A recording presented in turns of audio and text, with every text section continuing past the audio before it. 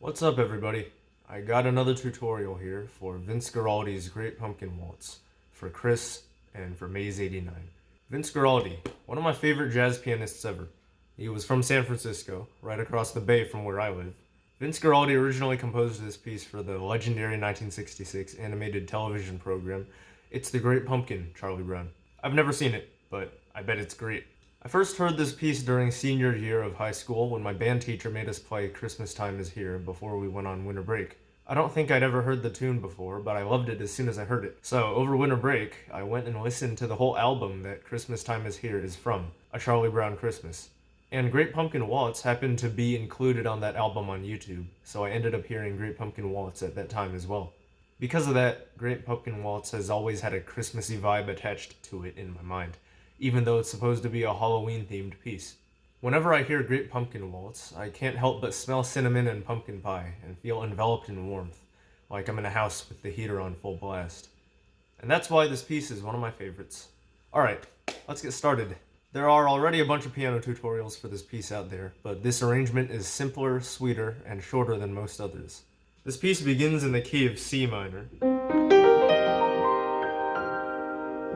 Being jazz, there are a lot of non-diatonic chords flying around everywhere, lots of movement of the tonal center, but we'll find ourselves in C minor and G major most of the time.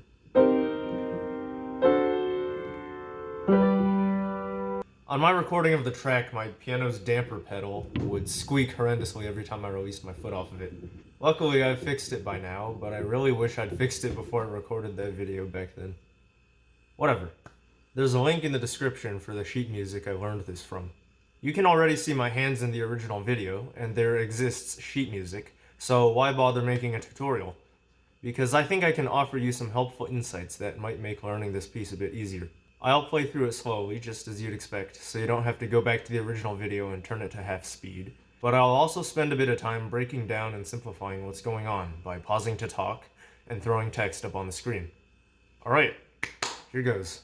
The first part we're going to cover is the beginning all the way to the first ending. If I were a conductor, I think I'd call this the A section.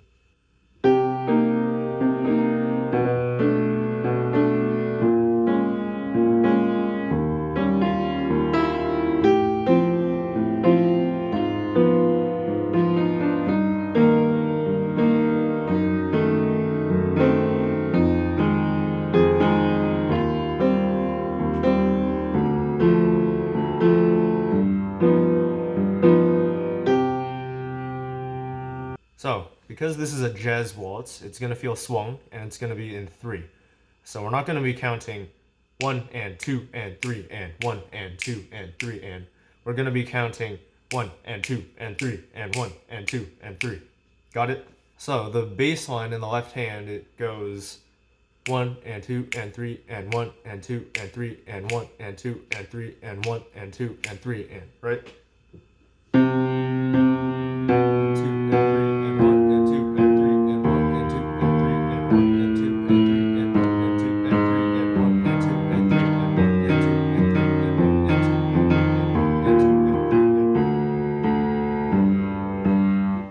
I ran out of breath trying to count those last 2 measures, but you get the point.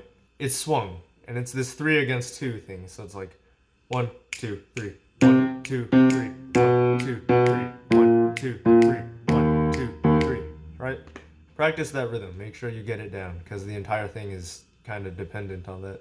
And then you add the right hand in, which complements the left hand by going 1 and 2 and 3 and 1 and 2 and 3 and 1 and 2 and 3 and 1 and 2 and 3 and, right? So it goes like 1 and 2 and 3 and 1 and 2 and 3 and 1 and 2 and 3 and 1 and 2 and 3 and. Wrong notes, but the rhythm was correct, so you get the picture.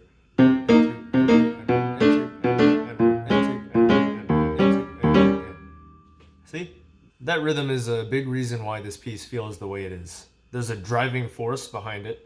It's a waltz, it's danceable, it's jazzy, but it's also calm and relaxed.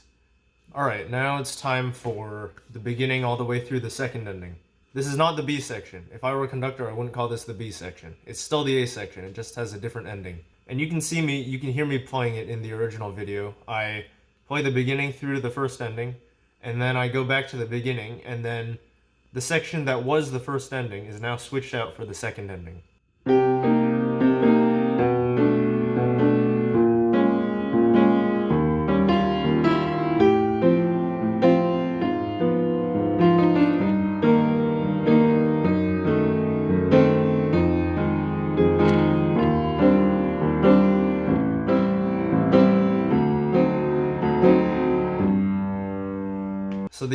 ending section of that was the second ending. Everything else there was the same, just up until the second ending. The part where it goes...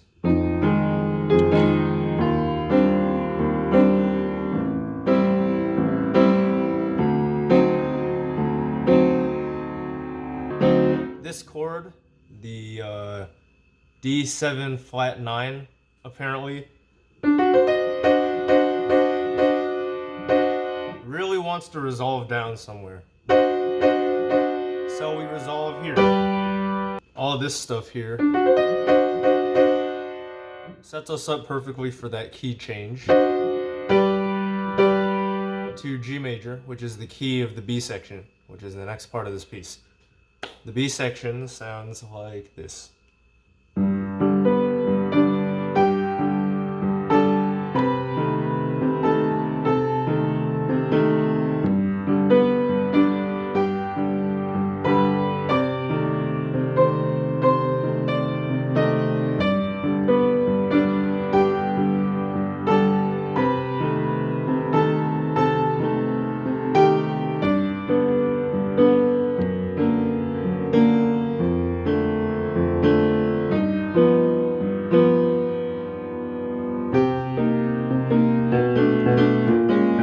The B section is pretty short, and it just swings us right back around into the A section, as you heard at the end there. The rhythm that I talked about in the A section continues here. That 1 and 2 and 3 and 1 and 2 and 3 and 1 and 2 and 3 and 1 and 2 and 3 and... So the left hand is doing the entire rhythm that the left hand and right hand were cooperating to take care of in the previous section. Here, the left hand is just doing all that by itself. It's doing 1 and 2 and 3 and 1 and 2 and 3 and 1 and 2 and 3 and 1 and 2 and 3 and the right hand is off doing its own thing. It's doing this melody that it plays on 1s, 2s, and 3s. It's doing a 1, 2, 3, 1, 2, 3, 1, 2, 3, 1, 2, 3, 1, 2, 3, 1, 2, 3, 1, 2, 3, 1, 2, 3. And from there, you just give those two sections a couple repeats, and then we're good. Until we hit the CODA. The CODA is a little bit different. I believe the CODA, the way I played it, originally went something like this.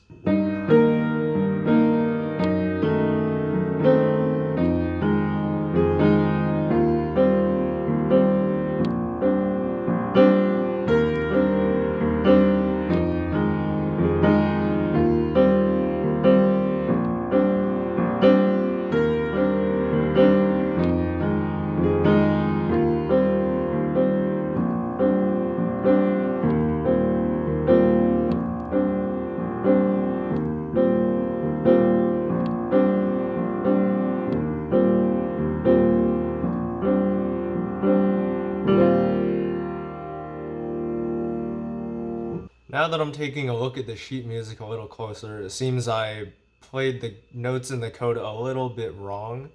I still think it sounds pretty good though. So, do whatever you want. Follow what I did, follow what the sheet music says. Doesn't matter. That's gonna do it for this tutorial. If you have any questions, leave them in the comments. I'm more than happy to help no matter what your question is. Thanks to Chris Holland and Maze89, and I hope you guys enjoy learning this piece as much as I did.